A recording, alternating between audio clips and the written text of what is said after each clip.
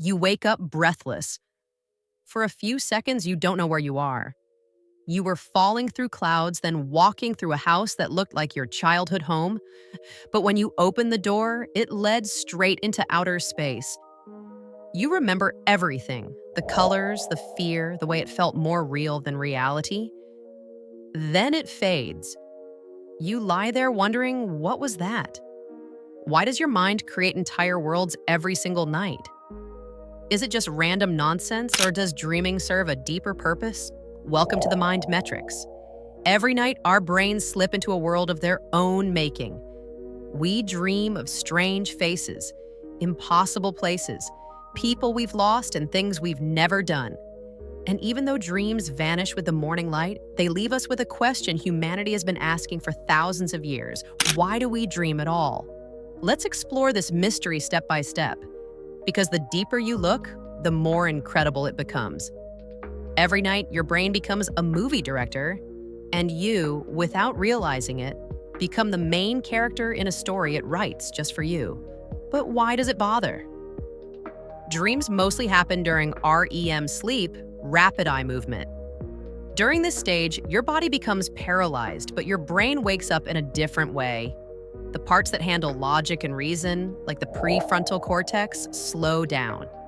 Meanwhile, emotional centers like the amygdala and hippocampus go into overdrive. It's like your brain is saying, let's stop thinking for a while and start feeling. That's why your dreams are emotional, surreal, and often illogical. Logic is sleeping, emotion is awake. Scientists can even watch this process in real time. When they scan the brain of a dreaming person, they see patterns similar to someone watching a movie. Except the movie is being generated from memory, emotion, and imagination all mixed together. So maybe the first answer to why do we dream is simple. Because our brains need to feel. They need to explore emotions in a space where reality can't interfere. But that's just the beginning. Ever noticed how your dreams change with your mood? When you're happy, your dreams are vivid and colorful. When you're anxious, they turn dark or chaotic. When you're heartbroken, you might dream about the person who left. That's no accident. Dreams might be your brain's built-in therapy. During REM sleep, stress chemicals like noradrenaline drop to nearly zero. It's the only time in the day when that happens.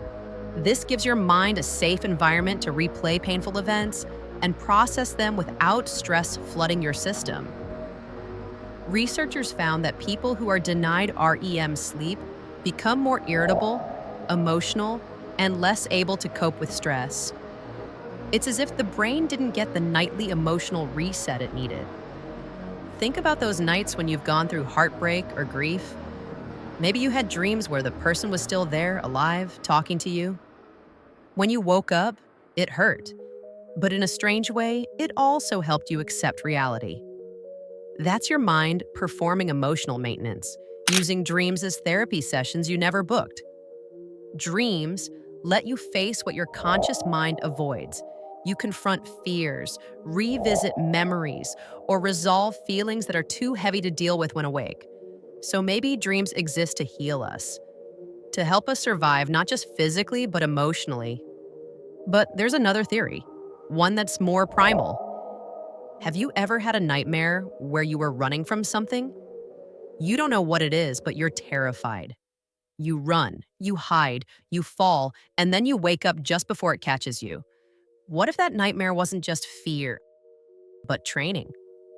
The threat simulation theory says that dreams evolved as a biological survival mechanism. Early humans who could mentally rehearse danger in dreams, like escaping predators, fighting enemies, or surviving disasters, might have had a better chance of surviving when danger came for real. Dreaming became an internal training ground, a simulator for life and death situations. Even today, people who live in stressful or dangerous environments have more frequent nightmares. Soldiers returning from combat, refugees, or victims of trauma often report dreams that replay their experiences in exaggerated, symbolic ways. Their brains are still training, preparing, adapting, trying to regain control. And here's something fascinating. We almost never die in dreams. The brain almost always wakes you before that moment, as if it refuses to simulate failure. It wants you to survive, even in imagination. So those terrifying chase dreams, they might not be random. They could be your ancient instincts running emergency drills, keeping you ready, even thousands of years later. But dreams aren't only about fear, they're also about creation. Some of the most extraordinary breakthroughs in human history started in dreams. Paul McCartney woke up with the melody for Yesterday already in his head. The chemist Friedrich Kekulé dreamed of a snake eating its own tail and realized that was the structure of the benzene molecule. Einstein once said his theory of relativity was inspired by a dream of himself riding alongside a beam of light. When we dream, our brains ignore logic and connect ideas that never touch in waking life. It's like imagination set free from the rules. The editor goes to sleep, and the artist takes over. Salvador Dali used to nap sitting in a chair holding a metal key. As he drifted off, the key would drop and clang on the floor, waking him instantly. He'd then sketch the strange images he saw in that few seconds of dream state. Those moments became his most famous paintings. Dreaming may be creativity's secret engine. It gives the mind a playground where ideas can merge, morph, and collide without judgment.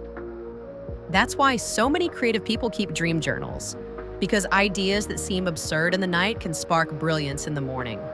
So maybe we dream because our brains need to create. But dreams aren't just psychological, they're biological. Your brain uses the dream state to clean and reorganize itself. During REM sleep, neural connections rearrange. Memories are transferred from short-term to long-term storage. Useless data gets deleted. Important lessons are reinforced. It's like your brain is backing itself up every night. If you've ever pulled an all-nighter, you've probably noticed that without sleep, your memory falls apart. That's because dreaming helps consolidate what you've learned. Students who study before bed actually perform better because their brains rehearse the material during sleep. Your dreams might even reveal what's important to you. When you're learning a new skill, you often dream about it. Musicians dream about playing notes, gamers dream about their game, athletes dream about movement. The brain replays the things it's trying to master.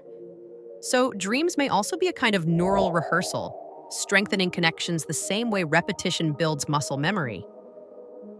Dreams can also act like emotional mirrors. They reflect our inner world in symbols and stories. When you dream of being chased, it might represent stress or avoidance. Dreaming of falling can reflect fear of failure. Teeth falling out often signals anxiety about losing control. Flying dreams can mean freedom or success. But dream symbols aren't universal. The meaning depends on the dreamer. A snake might mean danger to one person and transformation to another. What matters most is how it made you feel. That feeling is the language of dreams. Your subconscious doesn't use words, it uses images, emotions, and experiences. Dreams are its only way to talk to you. Sometimes dreams even warn us. People have reported dreaming about illnesses before diagnosis, or dreaming about events that later happen. Science can't fully explain this, but it may come from the brain's ability to detect subtle patterns we miss consciously. Maybe our dreams aren't mystical, but deeply intuitive, tapping into information hidden in our subconscious. Now think about lucid dreams, the ones where you realize you're dreaming and can control what happens. Lucid dreamers train their brains to become aware inside the dream. They can fly, visit places, talk to people, even face fears directly. Psychologists study lucid dreaming because it offers a rare window into consciousness itself. What happens when you're aware inside a world your brain built? Some people use lucid dreams to practice skills, overcome phobias, or explore creativity. It's like being the director and the actor at the same time. What's remarkable is that lucid dreamers can actually communicate with scientists while dreaming. In experiments, they move their eyes in pre-agreed patterns to answer yes or no questions from researchers monitoring them in real time. That means our conscious and unconscious minds can work together while we're asleep. So maybe dreams are the bridge between who we are when we're awake and who we are deep down. There's still mystery, though. For every theory, there's another question. If dreams help us learn, why do we forget most of them? If dreams help us survive, why do we dream about things that never happened? If dreams heal us, why do some only hurt? The truth is, scientists still don't have one clear answer. Dreams are like fingerprints, unique to each mind. No single explanation fits all, but maybe that's the beauty of it. Dreams can be emotional therapy, creative fuel, survival training, and memory organization, all happening at once. Your brain doesn't do one thing while you sleep. It does everything. It rebalances chemicals, organizes memories, and processes emotion. It connects distant ideas and rewrites old stories. It repairs the body and restores the mind. Dreaming is part of that process, our nightly reboot. And when we don't dream, things start to fall apart. Sleep disorders that suppress REM can cause mood swings, poor focus, and even hallucinations. Without dreams, the brain loses its emotional balance. We become less human. So why do we dream? Because our minds can't afford not to. Dreams are how we heal, how we learn, how we face fear and invent beauty. They're how the brain speaks when words aren't enough. Maybe dreams are reminders that the human mind never truly rests. Even in darkness, it keeps imagining, feeling, creating. Each night, when your eyes close, you disappear from the world. But the real story begins inside your head. So the next time you wake up from a strange dream, don't dismiss it. It might be your mind showing you something you couldn't see in daylight. What's the strangest dream you've ever had? Share it in the comments. I might explore a few in a future video. And if you enjoyed this journey into your sleeping mind, hit like, subscribe, and turn on the bell so you never miss another mind-bending video from the Mind Metrics. Thanks for watching, and like always, stay curious.